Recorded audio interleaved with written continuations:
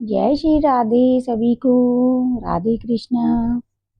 जो लोग भी व्रत रखना चाहते हैं तो कल एकादशी है। अजा एकादशी, प्रबोधनी एकादशी के नाम से ये एकादशी है। और जो लोग एकादशी का व्रत करते हैं उन्हें दान अवश्य करना चाहिए। दान में जो होता है सिद्धा जिसको बोलते हैं, उसमें आटा, दाल, चावल, नमक वगैरह का दान भी अवश्य ही करना चाहिए। और जिस भी पंडित को आप दान देते हैं, जिस भी मंदिर में जाके दान देते हैं, वहाँ पे आपको दक्षिणा का दान अवश्य देना है। साथ में फल का दान, वस्त्र का दान, ये सब दान उसमें आते हैं एकादशी व्रत में। कोई भी व्रत आप करें उसमें दान का अवश्य ही करना चाहिए। दान कीजिए। दान करने से आपके व्रत का जो फल है वो 4 गुना आपको मिलेगा। इसलिए दान अवश्य करना चाहिए। जहाँ पूर्णमासी का व्रत करें आप, जन्माष्टमी का व्रत करें, शिवरात्रि का कोई भी व्रत आप करते हैं जो महीने में 1 बार 2 बार आता है, तो आप दान अवश्य कीजिए। अनाज का दान इसमें अवश्य किया जाता है। तो चलिए आज की कथा शुरू करते हैं। जय श्री राधे। अजा एकादशी, प्रमोदनी एकादशी, भाद्रपद कृष्ण पक्ष को एकादशी प्रबोधनी, जया, कामिनी तथा अजा नाम से जानी जाती है। इस दिन भगवान विष्णु की पूजा की जाती है। रात्रि जागरण भी आप कर सकते हैं। बहुत अच्छी बात होगी अगर आप रात्र में भजन कीर्तन वगैरह करते हैं भगवान के नाम का। उससे क्या है, आपके सारे पाप नष्ट हो जाएंगे। इस व्रत को करने से भी आपके सारे पाप नष्ट हो जाएंगे। एक बार सत्यवादी राजा हरिश्चंद्र ने स्वप्न में देखा कि उन्होंने ऋषि विश्वामित्र को अपनी राज्य दान कर दिया है।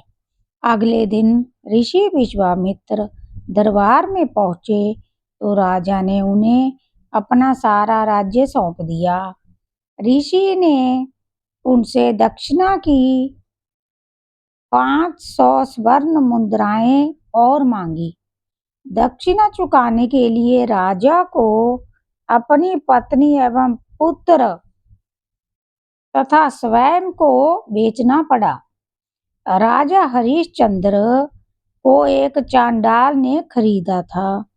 चांडाल ने राजा हरिश्चंद्र को शमशान में नियुक्त करके मृतकों के संबंधियों से कर लेकर सब दाह करने का कार्य सौंपा था।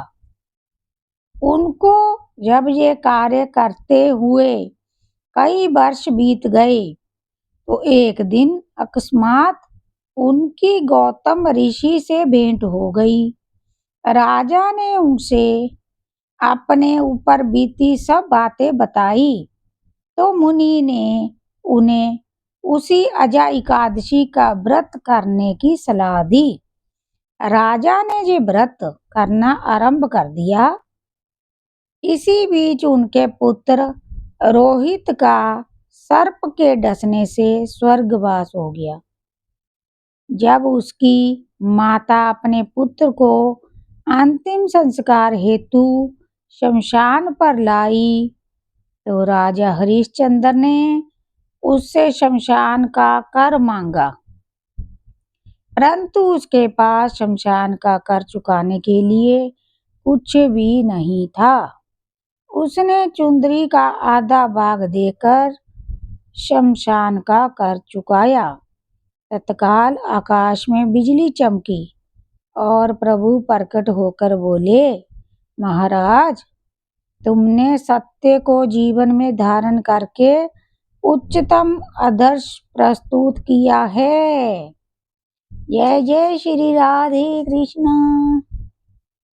तुम्हारी कर्तव्य निष्ठा धन्य है। तुम इतिहास में सत्यवादी राजा हरिश्चंद्र के नाम से अमर रहोगे। भगवत कृपा से रोहित जीवित हो गया। तीनों प्राणी चिरकाल तक सुख भोग कर अंत में स्वर्ग को चले गए। जय श्री कृष्ण। तो आज की कथा समाप्त हो रही है। एकादशी आज दोपहर से शुरू होकर कल 3-3:30 बजे तक एकादशी के बाद द्वादशी तिथि का प्रारंभ होगा। तो जो लोग भी व्रत करना चाहते हैं, व्रत कल किया जाएगा। एकादशी आज से शुरू हो गई है, तो जो एकादशी द्वादशी में पड़ती है उसका व्रत उत्तम माना गया है, इसलिए कल आधा दिन द्वादशी के दिन ये व्रत किया जाएगा। आप सभी को मेरी तरफ से राधे राधे। और कथा सुनने के लिए आप सभी का बहुत धन्यवाद। और जैसा कि मैंने बताया, एकादशी का व्रत मन को शांति प्रदान करने वाला और सुख प्रदान करने वाला होता है। अगर आपने कभी एकादशी व्रत नहीं किया, करना चाहते हैं, तो आप फलहारी एकादशी व्रत कर सकते हैं। अगर आप बिल्कुल भूखा नहीं रह सकते, फलहारी का अर्थ होता है कुट्टू के आटे का आप रोटी, पूरी, सब्जी आलू की बनाकर आप उसका भोग लगा सकते हैं कृष्ण जी को, फिर खुद खा सकते हैं। दही, छाछ, दूध, चाय, फल फ्रूट आप खा सकते हैं।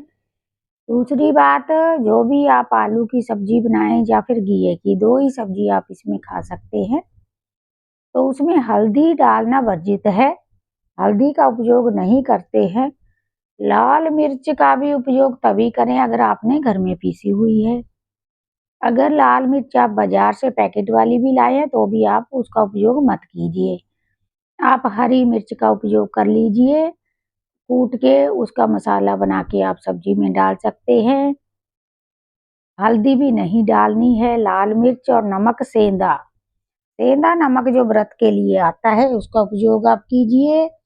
और कोई भी तेल का उपयोग हम लोग नहीं करते हैं, कुछ लोग शायद हो सकता है करते हैं, पर सरसों का तेल इसमें उपयोग नहीं किया जाता।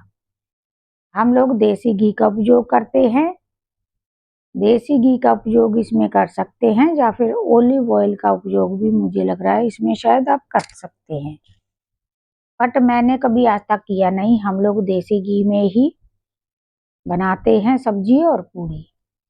तो थोड़ा सा घी डालिए बस, ज़्यादा तला फला भी ठीक नहीं होता है आजकल। तो आप अपना व्रत निष्ठा से कीजिए। एक टाइम आप ये भोजन का शाम के समय भोजन कर लीजिए। अगर आप कोई भी शुगर पेशेंट है या कुछ भी आपको शारीरिक परेशानी है और पहली बार व्रत रख रहे हैं तो भी कोई दिक्कत नहीं है, और जितना बार चाहें आप व्रत रख सकते हैं। और एकादशी के व्रत का भी उद्यापन किया जाता है। जो उद्यापन होता है वो पंडित जी के द्वारा होगा। आपके मंदिर में जो भी पंडित जी हैं, आपने अगर एक भी एकादशी का व्रत रखा है तो उसका भी उद्यापन बहुत जरूरी होता है इसमें। तो आप उद्यापन अवश्य कीजिए। जब आपने व्रत रखा है तभी उद्यापन करना जरूरी नहीं है, जब आपकी क्षमता हो आप कर सकते हैं, 1 साल बाद, 2 साल बाद। पर आप उसको याद रखिए, भूलिए नहीं कि आपको उद्यापन करना ही है। तो आप उद्यापन कीजिए व्रत का, तो आपको व्रत का पूरा फल मिलेगा। और उद्यापन वाले दिन भी आपको एकादशी का व्रत रखना होता है। अपने पंडित जी से सलाह वगैरह करके आप अपना व्रत पूरा कीजिए। अगर हमारी वीडियो, हमारी कथा अच्छी लगे तो कमेंट में राधे राधे लिखिएगा। हमारे चैनल को सब्सक्राइब करें, वीडियो को लाइक शेयर करें। आप पर विष्णु भगवान की कृपा आपके परिवार पर बनी रहे।